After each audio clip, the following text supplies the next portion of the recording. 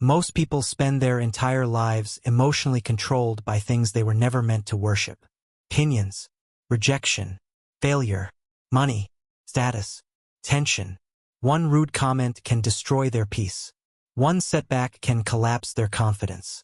One betrayal can poison their entire identity. And slowly, without realizing it, they become prisoners of a world they cannot control. Epictetus understood this better than almost anyone who ever lived because he began life as a slave. Before he became one of history's greatest Stoic philosophers, he was owned by another man. Think about that carefully. A human being treated like property still discovered something that millions of free people never understand.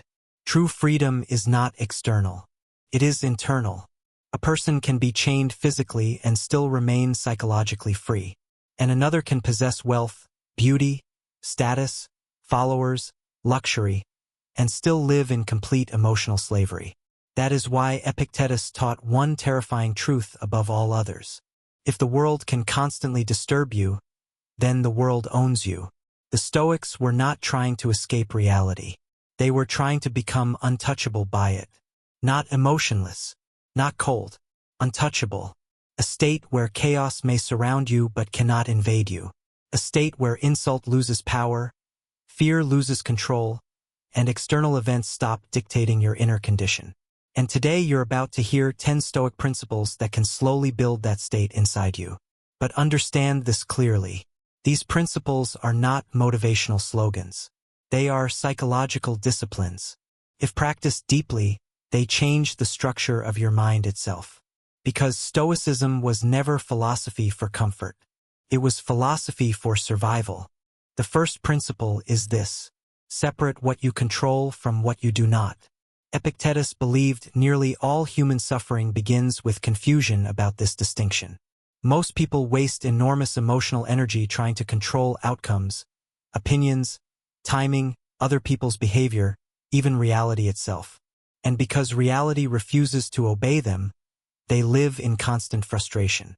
But the Stoics divided life into two categories with brutal simplicity. What is within your control and what is not? Your thoughts, your choices, your effort, your character. These belong to you. Reputation, the economy, the past, other people's feelings, fate. These do not.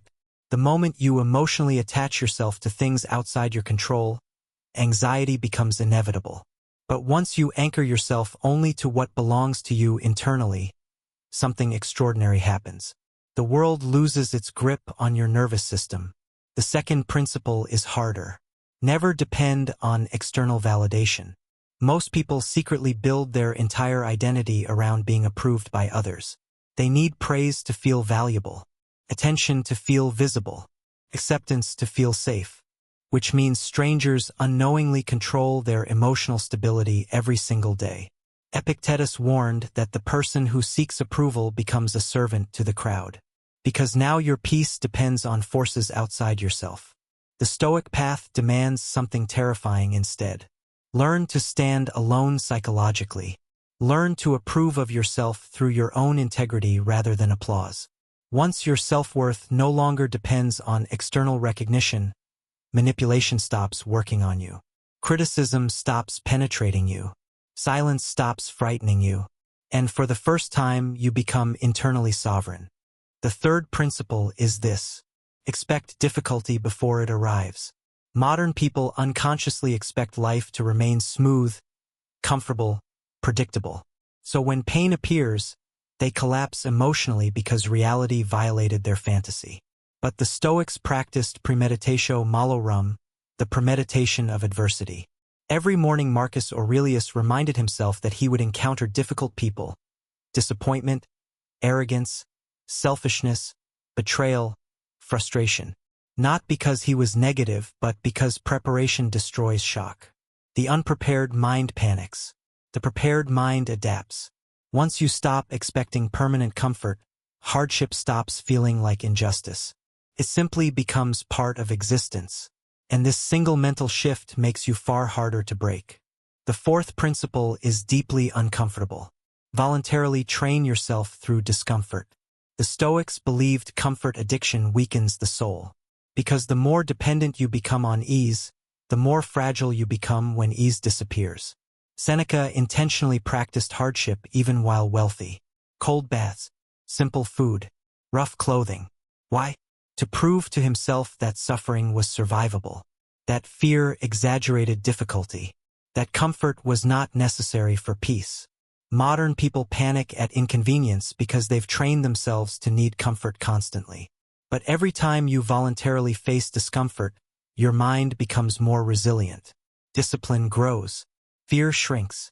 You realize you are stronger than your nervous system keeps telling you. The fifth principle is one almost nobody masters. Observe your emotions without obeying them. Most people instantly merge with whatever they feel. Anger becomes action. Fear becomes retreat. Sadness becomes identity. But Epictetus taught that emotions begin as impressions, not commands. The first emotional reaction is automatic. The second reaction is choice. This changes everything. Because now anger can exist without controlling your behavior. Fear can exist without stopping your movement. Anxiety can exist without owning your mind. The Stoics trained themselves to create space between feeling and action. And inside that space lies freedom. The sixth principle is this. Your suffering often comes from interpretation, not reality itself. Two people can experience the exact same event and react completely differently. Why? Because events do not create suffering automatically. Meaning does. Epictetus said, "Men are disturbed not by things, but by the view they take of them." Think about how revolutionary that is. Most pain is intensified by the story you attach to it. Rejection becomes, "I'm worthless." Failure becomes, "My life is ruined." Criticism becomes, "Everyone hates me." But these are interpretations, not facts. The Stoic learns to challenge catastrophic thinking before it becomes identity. And once you stop blindly believing every thought your mind produces, emotional suffering begins losing its authority over you. The seventh principle is brutal but liberating. Accept mortality completely. Most people live as if death is distant, abstract, avoidable. So they postpone life endlessly. They delay courage, delay honesty, delay presence, delay love. The Stoics constantly remembered death because it clarified life. Marcus Aurelius wrote repeatedly that you could leave life right now. Not to create fear but urgency. Once mortality becomes real to you, trivial anxieties suddenly appear ridiculous. Ego weakens, pettiness fades, presence deepens. You stop wasting emotional energy on nonsense because you finally understand time is disappearing every second. The eighth principle is this. Protect your attention like your life depends on it. Because psychologically it does. Whatever repeatedly captures your attention slowly shapes your character. Modern society profits from distraction. Algorithms compete to hijack your mind. Outrage, fear, comparison, stimulation, noise. And most people surrender instantly every morning. But the Stoics believed attention was sacred because your life becomes whatever dominates your thoughts repeatedly. If your attention constantly feeds on negativity, your inner world darkens. If it feeds on discipline and reflection, your character strengthens. Attention is not passive consumption. It is psychological nutrition. The ninth principle is perhaps the hardest for emotional people. Stop taking things personally. Most human behavior has nothing to do with you. People project their wounds, fears, insecurities, frustrations constantly. But ego-centered minds interpret everything as personal attack. The Stoics saw this as unnecessary suffering. Someone insults you? That reflects their state of mind. Someone betrays you? That reveals their character. Someone misunderstands you? That is their perception, not your identity. Once you stop internalizing every external behavior, emotional stability increases dramatically. You realize not every battle deserves emotional participation. And the 10th principle is the final stage of Stoic power. Love reality instead of resisting it. Amor fati, love of fate. This is where Stoicism becomes almost superhuman. Most people spend their lives mentally arguing with reality. They replay the past, resist pain, wish circumstances were different. But resistance creates suffering on top of suffering. The Stoic does something radical instead. They accept reality fully and then transform it into fuel. Every hardship becomes training. Every setback becomes refinement. Every betrayal becomes wisdom. Instead of asking, "Why is this happening to me?" they ask, "How can this strengthen me?" This mindset makes a person nearly impossible to destroy because nothing is psychologically wasted anymore. Imagine waking up every day carrying these 10 principles inside your mind. Suddenly rejection cannot crush you because your worth is internal. Criticism cannot control you because your peace is self-governed. Hardship cannot break you because difficulty has become training. Fear cannot dominate you because you've practiced discomfort voluntarily. The world may still shake around you, but it no longer enters you so easily. This is what Epictetus discovered as a slave. Freedom begins the moment external conditions stop controlling your inner condition. And that is why Stoicism still terrifies weak minds even thousands of years later. Because it demands absolute responsibility.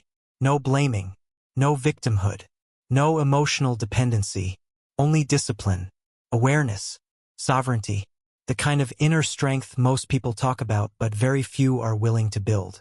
And maybe that is the final lesson hidden inside Stoicism.